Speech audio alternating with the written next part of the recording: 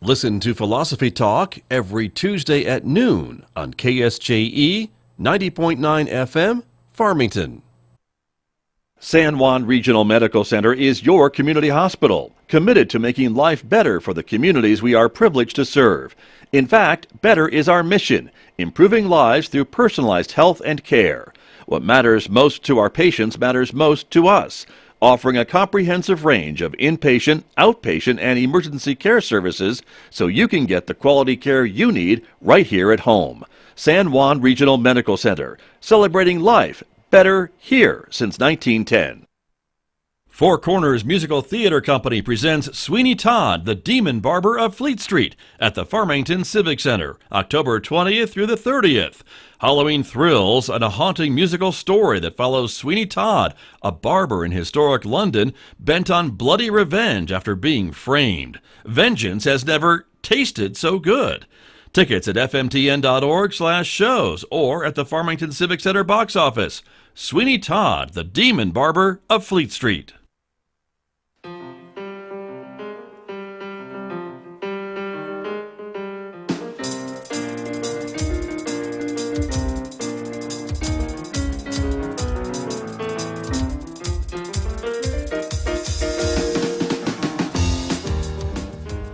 Twelve minutes past 8 o'clock. It is Monday morning, the 24th day of October, 2022. Good morning, everyone. I'm Scott Michlin, and thank you for tuning in to KSJE 90.9 FM over the air here in San Juan County, New Mexico. Of course, if you're in Durango, Colorado, you're listening to us at 103.3 FM. And if you're anywhere else on the planet, you can always listen to us from our website, streaming all the time at ksje.com. We also welcome our viewers who are watching this visual radio program. The video is streaming out live this morning to the KSJE Facebook page, our YouTube channel, and our Twitter account. So we're glad that you are with us this morning, everybody, because coming up, we are talking about education, and specifically San Juan College. We'll be talking about some of the bond questions that will be on the ballot in November for voters in New Mexico. That's coming up this morning here on KSJE. Next hour, Mick Hess will be here roving with the arts. It is our weekday classical music program.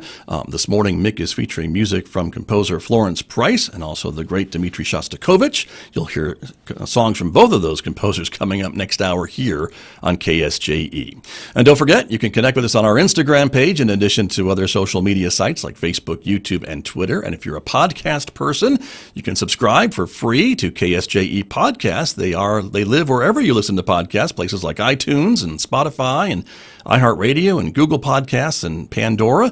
Check us out and maybe discover a program that you may have missed recently from KSJE. Outside our studios here at San Juan College, well, my goodness, what a rude awakening this morning. It was cold and a little bit of snow flurries in the air this morning. 33 degrees is still the current temperature outside with partly sunny skies. We are expecting some increasing sun during the day today, but those winds are going to be back as well. Some strong winds today in the forecast. The high 49 in Farmington today, 28 and windy overnight, 56 and sunshine tomorrow, partly sunny skies on Wednesday with a high of 58. And then take a look again on Thursday, another chance for maybe a scattered shower or a flurry with a high of only 47 on Thursday, 54 with sunshine on Friday, maybe closer to 60 degrees on Saturday. Well, let me introduce my guest who is here with me this morning talking about San Juan College and some of the bond questions that will be on the ballot this November. Dr. Boomer Appelman is here this morning. Dr. Appelman, always great to have you here. Welcome back to KSJE. Good to be here, Scott. Happy to be with you. Thank you very much. Great to have you here. And as I mentioned, there are some bond questions on the ballot in November. And many of those will benefit San Juan College. You are here this morning to talk a little bit about the different questions that folks will be seeing on the ballot and just what those will mean for San Juan College, because we know a lot of things that the community enjoys on this campus have been funded by bond monies in the past. Yeah, it's pretty substantial over the years what the citizens of the county have done for the college, and so I appreciate the opportunity to kind of talk about some of the local bond as well as some of the state bonds today that will affect education not only locally but across the state. So right. We're happy to be here. Right. Very good. Thank you. And so to talk a little bit about that, if I can get my not my slide, your slide up on the screen this morning. So let's see how we can do that. Well, should be there, but go ahead. While we're getting that ready, I'll kind of give you a broad overview of the local bond here for San Juan College. Mm-hmm. We're looking at really four main projects for the bond we're looking at. One would be the relocation and renovation of the physical plant building. We're looking at, we've got an existing trail park on campus now, but we're looking at expanding that and putting some more formal obstacles and some amenities in there. Also looking at updating for safety and security within the Henderson Fine Arts Center, as well as the Connie Gotch Theater. And then looking at some things that the community really will enjoy is with the retractable bleachers in the HHPC, Health and Human Performance Center. Gotcha. So that's at a glance, basically. These And that's a quick major overview. projects. Yeah, right. Obviously, there's a lot more to it than Right. that. But we'll talk about those. And so let's begin with this physical plant building. And that building is on campus, of course, and the idea is to expand it and kind of move it all into one building. I think they're kind of split among several buildings at the moment. Well, we're all over the campus right now, looking to consolidate some of it, but the main structure for our facilities and physical plant is located in the center of campus. It used to be the outside border of it. Right. It was built, I think, in 1978, so it's even before we were an independent community college.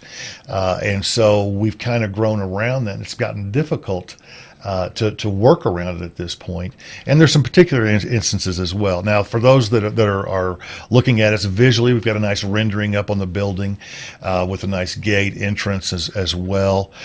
We probably go to the next slide if we want. Entirely up to you. We can go back and show the viewers while we're talking about it. Right. The main reason we're looking at this is we've tried for several years to work with the state for some opportunities to renovate or rebuild, and it just didn't quite come through because the state uses a rubric and a metric on how they look to invest on it, and every building has an index rating on it. Well, with our index rating on this building, what happened is they no longer said this is viable for us to invest in. Oh. And so we're kind of at the end of it now because the condition index, the higher education department, they won't approve funds out of general funds to repair and rebuild. And so we kind of have to look at that to be, safety, security with traffic coming in and out of campus. We would relocate it to the edge of campus. Right. For those that have been on the campus, we have some buildings at Sunrise, right across from the new housing, Nojoni Housing Residence Hall. And that's the site that you're proposing So for this yes, so new where the expansion. That's where, okay. where the buildings are now for the physical plant, that's our grounds building. What we're looking at doing is not building a new structure, but expanding on that existing mix of buildings that are there and connecting and expanding on that way. And it's got great access from major highways for deliveries and everything along with those lines. Allows for new shipping, receiving, Right. As well as using all the things that our facilities does to keep this campus running. Gotcha. And so that's what some of these funds would pay for is this project. The bulk of this bond Right. would be going towards that. Of course, the local bond is a $7 million project. This one comes in at roughly $5.5 million. But we always want to remind people that with this project, it would not increase the property tax rate at all. Right. Very true. Keeping the tax rate the same. The same For folks in the county, basically, is what we're talking about. So that's part of this. The other part would be expansion of the mountain bike park, and you mentioned that a little bit. That there are already some trails being used right now, but it sounds like this would be a big influx of more stuff in that area, and really make it into a pretty cool spot. Yeah, it's pretty cool already. Yeah. It's a rough track, just kind of natural trails that people have worn through the hills that are over there. It's in the area just to the I believe the southwest of campus. My Right. directions, sometimes I'm No, I think you're directionally right. challenged. But So if you think it's- about the intersection of College Boulevard and 30th Street, Correct. it's kind of on the northwest so side of the that corner of that, correct. intersection. How's that? That's exactly right. There So you go. what we've got is 134 acres in that area that folks have been using for a while to ride their bikes around.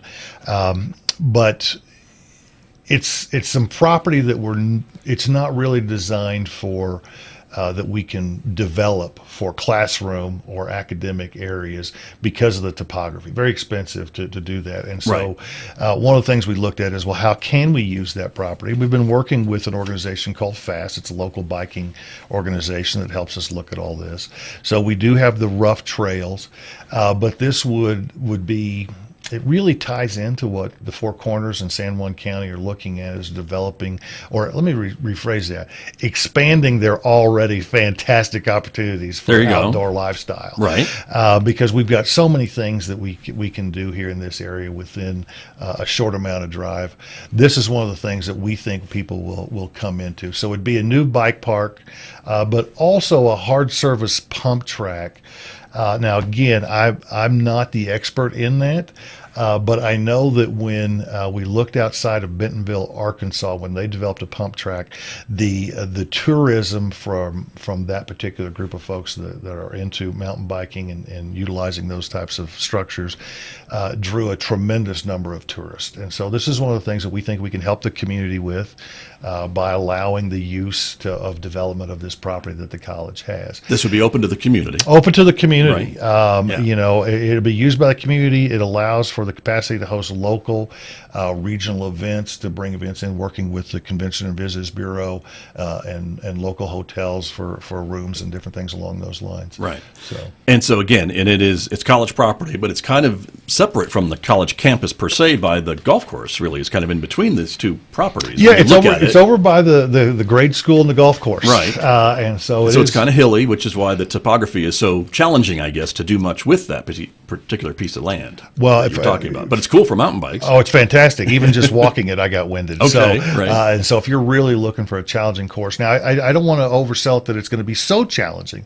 They've got it designed so that whatever your skill level is, you'll be able to come in and use it. And I think I have heard, and I don't want to put words in people's mouths, but I think that the city and the county and some of these outdoor recreation folks are very in favor of this project. That's correct. We've been collaborating on messaging and trying to get some of our efforts for tourism, outdoor recreation, because we know it's a big part of what we're trying to develop outside of the college and for the community. Right. And you mentioned that FAST group, which is a local, I think, mountain bike enthusiast kind of group, and they've been providing insights too as to what would work, what wouldn't work, and how to design this thing, right? That's exactly right. We've been using their expertise because they've got a connection to a national audience of bike riders and different organizations related to that, to help us take a look at the topography, see what we would need, what we could do. And so we think it'd be wonderful. Looking at that project, we're looking at roughly, if I remember the numbers here, I've got it. So let me give you the exact number. What it would cost out of this bond. Yeah, so for that particular one, what we're looking at is that would run roughly $500,000, $500,000. But again, as those funds come in, it would not increase the local property tax rate. Right. And provide even more to do than what's there now. Correct. So that's this mountain bike park.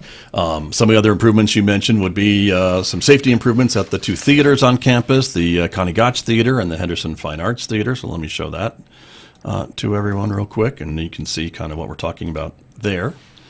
So anyone that's been to one of our events, the pandemic kind of slowed that down, but we're back, and we're coming back with a force and a passion.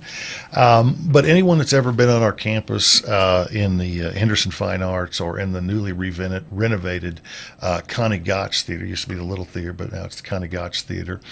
They know how wonderful the facility is for the person viewing the event, right? And so what this bond is going to do is it's going to be some behind the scenes work, right? Looking for safety and security.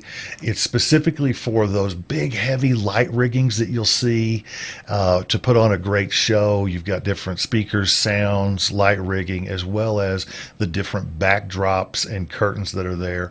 And so typically I think you're looking at trying to get a 20-year lifespan, and we're well past that in both venues. And so fire retardant, curtains, backdrops that will add, as well as the strength and safety and security of our light rigging. So we really want to, not only have a great venue that looks great, we want it to be safe for those that are putting it on. A lot of outside industries or outside organizations will come in with their own folks to put it together. Right. And we want them to have the best equipment possible to give the highest production value for our local folks to see a show. Sure. And again, these facilities are made available to the public Always to the public, and right? to community groups to come in. We just, I think, had an event over the weekend with the Caliente Chorus at the Connie Gotch Theater. And so, these facilities are able to be used by almost anyone to come in. We love having events on the campus. We just can't get enough of everyone being here and enjoying themselves. And when you think about the curtains, just from the main curtain, of course, that opens and closes, but then you've got the backdrop curtains and the curtains and the wings and things along that line, it kind of adds up to a lot of fabric. It's a lot of fabric, and you've got to have that FR fire retardant ability to it, because our safety concerns have gotten better over the years, and they've improved and evolved. And so what was the standard when we put them in isn't quite the standard today, and so we need to bring it back up to where everyone feels comfortable. Right, especially if these things have been hanging there for 20 years. That's exactly right, so, or more. So there you are. So that's also part of the bond issue on the ballot in November for New Mexico voters and San Juan County voters, and then there's some also something on there for the HHPC, which you want to ask you about too. Yeah, so everyone, we've talked about some good things here, but this is one of the areas that I love talking about. So this is something that when we built the HHPC, we're talking about retractable bleachers. So when we built the project in, I believe, 98, is somewhere in the late 90s when we were putting this building together, it was to include bleachers, but we ran out of money. Oh, well, that happens. Yeah, that happens with projects sometimes. of this scope, I think, because they can run a little long sometimes. Right. And so we were originally supposed to have that. And so for the last 30 years almost, when folks have an event and they're here to watch their friends and their family, they've had to sit in a folding chair or stand or sit on the floor. And anyone that's ever been to a family reunion on a folding chair knows they're not the most comfortable in the world. Right. And so we'll spend some time, and they also, they just kind of get discombobulated. For those watching at home, we've got some photos of folks just kind of scattered all over the place sitting in these chairs. But this is most gyms have bleachers. Of course. Right. Most bleachers, or most gyms have bleachers. And this is one of our most heavily utilized buildings on campus. I can't venture how many thousands of people. I know we have a count, but I don't have it off the top of my head, but it's thousands a week that come in and use the facility. We just had hundreds of 8th graders in that space last week, Thursday, Friday. We talked over 1,000. Yeah. I think just in that particular event.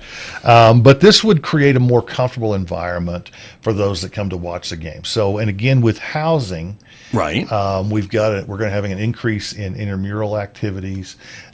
We've got a lot of external events, basketball tournaments. We had 3,500 people here a couple weeks back for a basketball tournament. We've got a number of for local community folks that enjoy our pickleball and our tournaments along those lines. Right. That this is just a great way to have some comfort and a better viewing of what's going on, because you can sit up a little bit. Sure. Well, there you go. And I don't think these things are cheap, these retractable bleachers. These are going to run for what we've got. These will run along the edge. It'll run roughly about $400,000. Okay. $400,000 for a much needed. Anyone that's been to the HHPC and watched an event knows how much this is needed, right? And would be utilized as well. And so again, when we throw about some numbers out there, I always like to remind people. I kind of hit this nail on the head again, but there is no additional property tax rate increase for these as well. So, but the utilization rate would be extremely high. A lot of folks would be able to, and again, a lot of community groups use this. We just had the the veteran stand down not too long ago. Correct. I think that used that same space. And so, again, it may not be a bleacher event, but still you have it available if you wanted to Well, you'd be pull it surprised. out and use it, right? You'd be surprised how many different events we can hold in there where it's easier for the staff to set up as well because we don't have to set up all the chairs. We can just pull out the bleachers and go along those lines. But, for me, even when I didn't have 50-year-old knees, when I was young and playing in these intramural rec leagues, it's nice to not have to sit on the floor. Right. You can that's just true. sit there and utilize it as well. So I think that they'll be used quite a bit. Right. Well, and again, we've never had it. They've never had it in that facility, so it's something that will be back to the original plans. Yeah, and one of the things that'll be cool is anyone that's ever been to one of our tournaments, we have 3 gyms running at any given time. But when you get down to those semifinals and championship games, people like to attend a kind of a center court feature. Right. And so that would happen as well, is that the bleachers are extendable. They pull out roughly 45, 50 feet from the wall, and you can kind of create that enclosure to where you have a main court, center court. Nice. And so it kind of gives it just a good production value for those attending the event. Right. There you go. And so that is all the major projects as part of this issue, correct? That's correct. We've The got bond those question, 4 right? major projects that we're Okay. looking at to kind of go over it again. We've got the physical plant Right. relocation and building. We've got the pump track. We've got the rigging and curtains for both Henderson and Connie Gotch, as well as looking at some bleachers for the HHPC. Got you. And another slide on the screen right now talking a little bit about the timing of this. And again, the college had planned to ask for this back in 2019, but with the economy the way that it was, the college decided to wait till now to ask voters about Yeah, this. so over the years, the county has been very kind to San Juan College, and we appreciate their support. And so as we were going through, we did plan for this to come out in 2019. But at that time, obviously, the economy was transitioning, and then we went into the pandemic. And so we wanted to make sure things were stabilizing a little bit. And so now we think the timing is right. It's a good time to reinvest back into the community. The college utilizes funds because our capital needs, the physical buildings and structures, are more, they exceed than what our annual budget can provide at this time. And so that's why we're asking the community to go out there. This funding would again not increase the rates.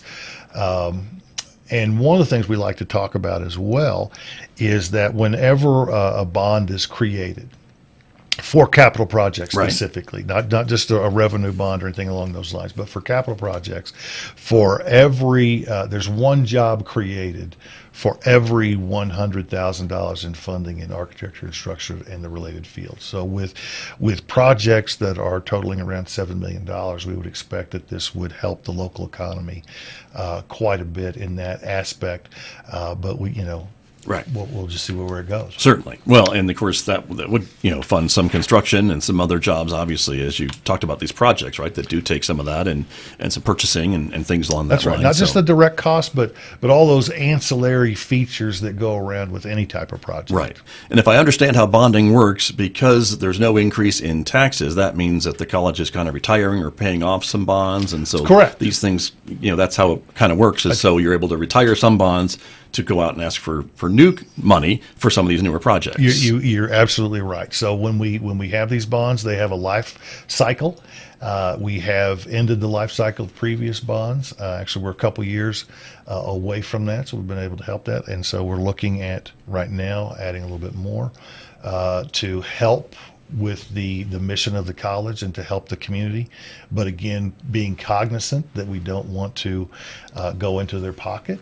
That's why we look at, this won't affect the rates. Right. Right. Very good. And I think, too, that the college has a pretty good credit rating and pretty good reputation in the community of spending public money in a responsible way. If you look at some of the past projects and things along that line, I think voters, through their vote in the past, have shown good confidence in San Juan College. And we appreciate that confidence, and we don't take it lightly. And for that reason, Dr. Pendergrass and our business office, the Executive VP, Edward Desplas, and as well as everyone that works at the college, is very very fiscally conservative and conscious in how we spend the money, and so we've sharpened the pencils, and we've gotten these projects as tight as we can to provide what the college would need, as well as what we can do for the community as well. Right. And so we're not one to put fluff in. It's very specific for what we're looking for along those lines. You mentioned the credit rating. We have a fantastic credit rating because of our fiscal responsibility and how we use those funds as well. Right. And I think, too, that obviously the way the bond is written, the college can only use this money for these particular projects. That's correct. I mean, it's not like you can use it for something else. We cannot take It's the set- money Yeah. and use it for anything else. If this bond moves forward, these are the projects, and only these projects would be used with those funds. Right. Now, there's a little extra. We're showing a kind of a sheet here of all the expenses. You mentioned the $7 million total cost.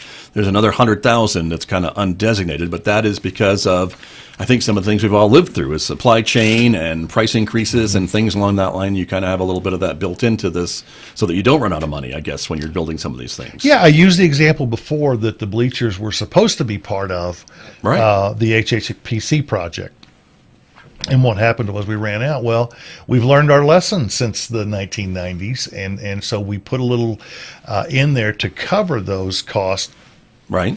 that are associated with these type of projects. So if people think you just have the bonds, you have to sell the bonds. The funds have to be made available. So it's not as if we vote and the next day the money comes in.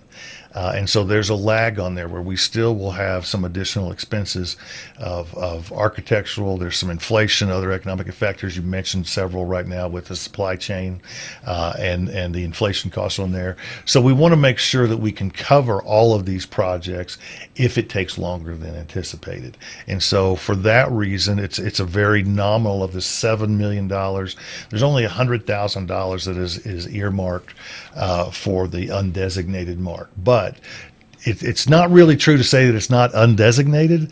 So that $100,000 has to be used on costs associated with these four projects. It can, again, not be pulled out for any other project. Got it. And so that's why that's on there as well. But that's what folks are going to be voting for. And so that's what we're voting what we're for. talking about. Now, there's some other things on the ballot, too, that we want to talk about briefly, right? There's a couple things. Folks So may be asked about. We do want to and encourage see. people to vote on these bonds. The local one we've spent some time here talking about, but there's a statewide initiative as well, two of them. They used to be called A, B, and C. Right. B would be for books, and C would be for college. Right. But they changed that this year, and so 2 and 3. There's 1, 2, and 3. 2 and 3 are related to education in colleges. Okay. So what used to be Bond B is now Bond 2. All right. And this is B is the second letter in the alphabet, That's so I guess exact- I can remember it that way. That's right, right. And so we're looking at that. So this is the bond for libraries, and so libraries are a great community resource. They're great for colleges as well, right? Sure. That's our main focus in learning. But for rural populations, these are crucial. Internet access, Right. research, financing, whatever you need to look up for your life, people come in and use our services. And so this funding, for Bond 2, San Juan College does have a designation within that general statewide bond of roughly $177,000, maybe a little bit more. But looking at that, we can use it for all of our databases, which is our researching books, DVDs, any type of library materials for research for the community as well. And so we're happy to be kind of in addition to the Farmington and other local libraries within the county, the college is happy to be available for the community to use resources. So Right. we would encourage voting on this bond as well. And this bond would help not only the San Juan College Library, but other college libraries throughout the state and city libraries as well, I believe, right? The municipal libraries. I believe so. I'm not for certain on the municipal Okay. libraries. I'm the education guy, Right. so I kind of look at that. But certainly the college library. College library would Right. would certainly make more resources available for our students and the community. Okay, very good. So that's Bond 2, formerly known as Bond Issue B, I think, but Bond Issue 2 on the ballot. And then there's another one, number 3, Number 3. that's also on the ballot as well that we want to show folks a little bit about what we're talking about. So let me switch over to that one, which is on the screen right now. So again, Go ahead. No, I was just going to say it's on the. We have it on the screen. It finally showed up. Yeah. So there it is. So those that are viewing at home, you've got some bullet points there. I'll kind of go over them in detail so the folks listening can get some of this information as well. This is a statewide bond as well, as again formerly known as Bond C, but it is Bond 3 on this election ballot. It's one of those things that this is what we're using it for is for infrastructure capital needs related to our information technology, and this is really the work. This is a $3 million piece of the pie for San Juan College. Okay. So what this would do is this would allow us to really evolve and secure our backbone. And so we're not talking about laptops and computers and those things that you see. This is really the network, replacing the cabling, the fiber, all of the aging network equipment, and it will increase our data quality. So we'll have the ability to have more bandwidth and better reliability as well. So speed and security are the name of the game for education, right? Especially as we learned in the pandemic, having to deliver materials through multiple formats with the internet being one of the main that we're looking at. It also, people don't think about this sometimes. They think about computers and they think about the networks and the boards and stuff like that, but there's anyone that's ever heard the fan on the back of their computer knows that those things get hot. And so we've got some fairly large networking systems that the heating and cooling, the HVAC, needs to be improved to make sure that we can maintain the integrity of those systems. And so the power, the like I said, the heating and the cooling allows us to have a greater reliability of service because we're keeping in that optimal temperature as the system's using power. Got it. But again, also creating, I'm swirling my finger in a big circle for those who can't see. So that's okay. We don't have to show it. We can show you but we have a loop, yes, a fiber loop around campus that runs underneath all of the parking and the structures as well. And so this would create a fiber loop that ensures the network backbone dependency. Gotcha. Let me rephrase that: dependability. A little tongue-tied with this cold weather this morning. Right. That's okay.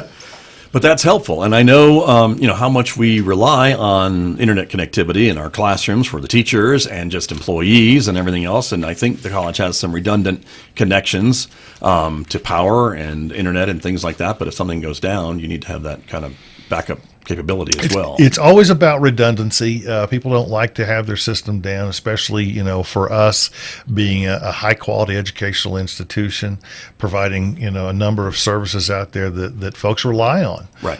Pretty rural is our service area, and they need to make sure that they can get to that information. So it's huge for us. Right. And when you think about IT, and I think about just the number of computers on this campus, when we have one in every classroom and then in every office, I would think, and then you've got students that are here with their devices and employees and visitors with their devices, cell phones or tablets or what have you. I mean, that network handles a lot of traffic and a lot of different requests day in, day out. And so this is kind of stuff to help maintain all that and to keep it secure, and so to make sure folks know that when they log on, they can get where they want to go and get the information that they need and get it in a fairly quick manner. That's exactly right. So, everyone that has a phone on them right now when they're on campus is probably using our system. Guilty. Yeah, we all do, right? When we Right. go to the airport, what's Sure. is it secure? Can I log on?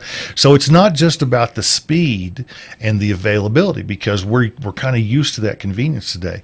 But what this project also does is it helps us with our cybersecurity.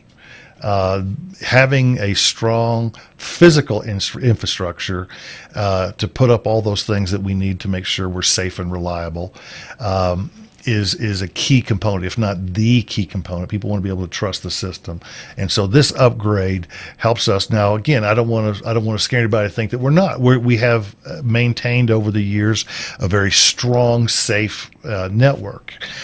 We want to continue to do that as the rest of the world evolves, and so it's time to upgrade. Gotcha. That's what GeoBond 3 would do for San Juan College and other institutions across the state. This is another statewide question that folks will be voting. Another statewide statewide question would help all of our colleges and universities across the state of New Mexico. All right. Very, very good. And we're just about out of time this morning, Dr. Appleman, but we wanted to talk a little bit about some of the other things that the college does, I think, in our remaining minutes together this morning. So here are some other things what the college does, of course, throughout the community. The print's kind of small on the screen, but there's a long, long list of things that is on that screen. We're happy to be aligned and partnered with the community, and so it's just a short list for those that are viewing at home that covers the gamut of different community events, from the Harvest Food Hub, looking at the museum, the Sherman Dugan Museum that's on campus, as well as all of the other events that people hold on campus. There's a zombie run, we've got Energy Week, different conferences.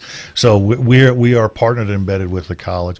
If we could go to the next, I'll be quick on this. Just want to remind everybody, Scott, that the actual date for the election is November 8th. Right. However, early voting, you can vote now if you want. That opened up on the 11th. You just can go to the clerk's office anytime. And then again, looking at October 22nd through November 5th. Other hours to go by the clinic, but again, there's alternate sites as well. You can go to the Farmington Museum, Gateway Park, the Public Library, Bloomfield Cultural Center, the CCSD Business Office, as well as the Newcomb Fire Station for alternative voting. But I would encourage everyone out there to go vote on these bonds. They provide would provide great funding for the college, obviously, but also for our community. That's true. Very true. And so early voting is available now, everybody, or can you wait until Election Day on November the 8th? That's right. And there'll be a lot more locations to go vote on that day as well. So very good.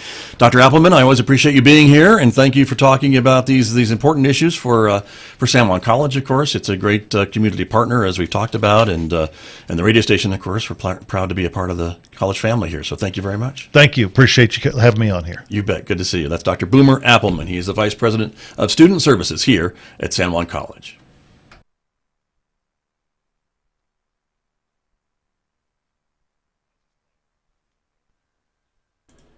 KSJE is supported by the Farmington Museum.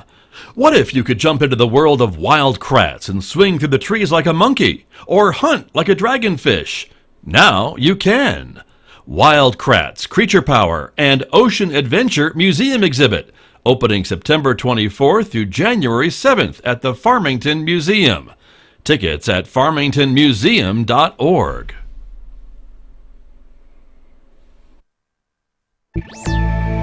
Tractors are getting smarter and smarter, and hackers, the good